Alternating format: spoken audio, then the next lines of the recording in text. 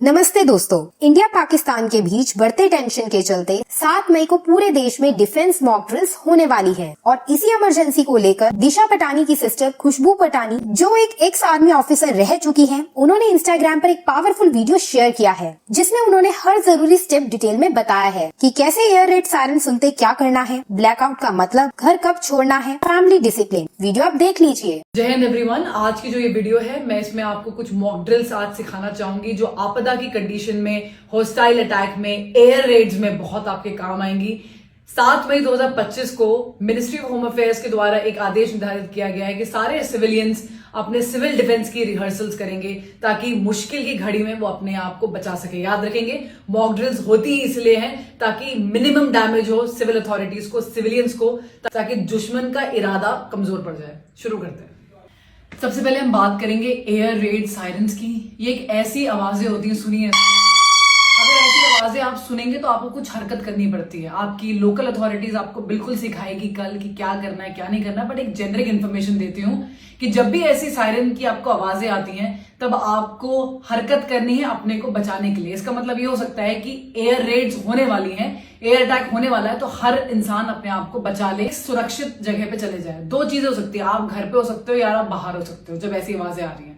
अगर आप घर पे हैं तो ग्राउंड फ्लोर में जाने की कोशिश करें और एक ऐसे कमरे में जाएं जो बहुत मजबूत से बनाया गया है और पीछे की inner corner of the home में हो। अगर आपके घर में बेसमेंट है या अंडरग्राउंड पार्किंग है तो इससे अच्छा तो कुछ हो ही नहीं सकता है, क्योंकि ये नेचुरल बंकर्स होते हैं। लेट्स से कि आप बाहर हैं तो आपको भीड़ भाड़ वाली जगहों से बिल्कुल आउट होना है, बड़ी बड़ी बिल्डिंगों से बिल्कुल आउट होना है, क्योंकि जब एयर स्ट्राइक होती है तो वो बिल्डिंगों पे ही मारा जाता है, तो सारा जितना भी मलबा होगा सब कुछ आप पे गिरेगा। आपको खुले मैदानों में जाना है और वहां पर ऐसे जमीन पे ऐसे करके आड़ ले रही है, जमीन पे आड़ ले लेनी है।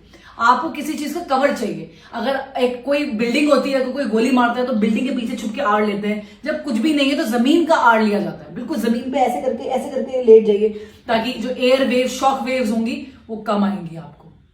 अब हम बात करते हैं ब्लैकआउट ड्रिल्स की गाइस। ब्लैकआउट ड्रिल्स में सब कुछ लाइट वाइट, जैसे ही ब्लैकआउट होता है तुरंत लाइट पूरी ऑफ होनी चाहिए, लाइक दिस, पूरा अंधेरा।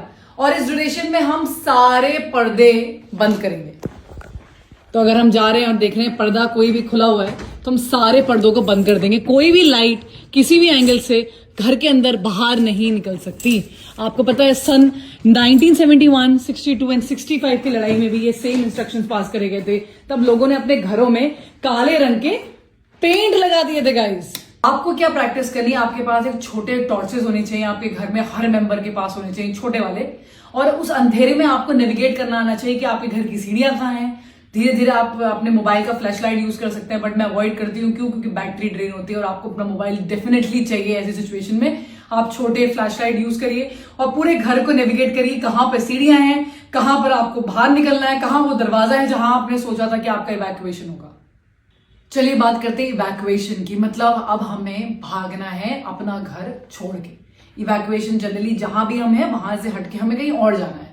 तो 2-3 सिनेरियोज होते हैं, बट क्या हर चीज में हमें घर को छोड़ना पड़ेगा? नहीं। घर को छोड़ने के स्पेसिफिक आपको बातें बताई जाएंगी, आपको ऑर्डर आएगा अथॉरिटी से तब। देखिए रीजंस हो सकते हैं हम घर क्यों छोड़ें और कब छोड़ें। अगर आपके आसपास वाली बिल्डिंग डैमेज हो गई है तो फॉर श्योर आपको घर छोड़ना पड़ेगा। अगर आप हॉस्टाइल अटैक आपके आसपास वाले घर में हो गया तो आपको घर छोड़ना पड़ेगा। आपकी घर की अगर एक बिल्डिंग, इमारत हिल गई है, उस पर अटैक हो गया है और वो टूटने लगी है तो आपको घर छोड़ना पड़ेगा। घर छोड़ने के लिए आपके पास स्पेसिफिक रास्ते होने चाहिए। आप अपने घरों को देखिए कि क्या एक ही रास्ता है घर से बाहर निकलने का, अगर बाई चांस वो रुक गया तो क्या दूसरा रास्ता नहीं है। वो पूरी प्लानिंग घर वालों को साथ में मिलकर करनी चाहिए। घर छोड़ने से पहले आपके पास बहुत सारी ऐसी कीमती चीजें होती हैं जो आपके घर में होती हैं, आपको वो उठाना है। जनरली इस टाइप के बैग्स यूज कर सकते हैं हम। ये बैग्स जो होते हैं ना, ये छोटे हैं बट आप इससे बड़े बैग भी यूज कर सकते हैं। और जैसे आप इस बैग्स को लगाएंगे, आप इनको बिल्कुल टाइट करेंगे तो बिल्कुल टाइट हो जाते हैं। इन बैग्स के अंदर आप सबसे पहले अपने कैश, अपना गोल्ड, इंपॉर्टेंट डॉक्यूमेंट्स, अपना पासपोर्ट, अपने सारे कार्ड्स, ये सब डाल सकते हैं। इनमें आप खुकरी, अपना लाइसेंस, गन, जो भी आपकी इंपॉर्टेंट चीजें घर पे हैं, बस एक बैग जितना, बाकी आपको सब कुछ छोड़ना पड़ेगा। चार्जर्स, बैटरी बैंक्स, ये सब आप डाल के निकल सकते हैं। पानी की बोतल ये डालो। और इनफैक्ट काफी बार तो ऐसा होता है ये चीजें ऑलरेडी तैयार होती हैं हमेशा, बस लोग जब भी जैसी आवाज आई सीधे बैग उठाया और सीधे भाग गए। इसके अंदर सब कुछ होता है आपके प्रोटेक्शन से, पेपर स्प्रे, हर चीज इसके अंदर रखी जा सकती है।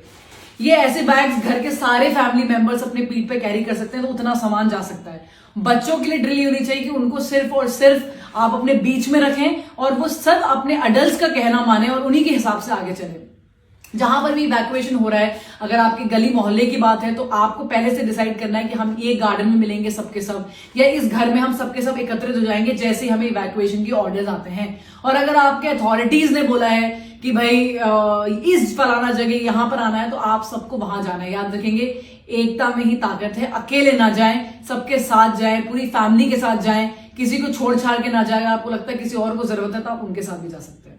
पूरी सिविल जो डिफेंस अथॉरिटीज हैं, जो आपकी फायर ब्रिगेड्स हैं, जो आपकी पुलिस अथॉरिटीज हैं, आपके हॉस्पिटल्स हैं, वो अपना काम करेंगे। हम सब साथ में ही हैं। तो ये जो एक ऐसा वक्त चल रहा है हमारे देश के साथ कि कभी भी कुछ भी हो सकता है, लेकिन इसमें कोई चिंता लेने की जरूरत नहीं, बिकॉज ये एक ऐसी ड्रिल है जो बहुत पहले हो जानी चाहिए थी। अब फाइनली एक ऐसा टाइम आया है लाइफ में जब हम ये ड्रिल सीख सकते हैं, हमें समझ में आ सकता है। किसी भी आपदा वाली कंडीशन में ये ड्रिल्स को फॉलो किया जा सकता है। ये अच्छी बात है कि आपकी फैमिली एक प्लान के साथ चले। कम्युनिकेशन पूरी फैमिली में होना चाहिए। हर अडल्ट के पास मोबाइल फोन्स होने चाहिए आपस में बातचीत करने के लिए। सब साथ में रहेंगे तो सुरक्षित रहेंगे। अच्छी तरह से ड्रिल्स करिए।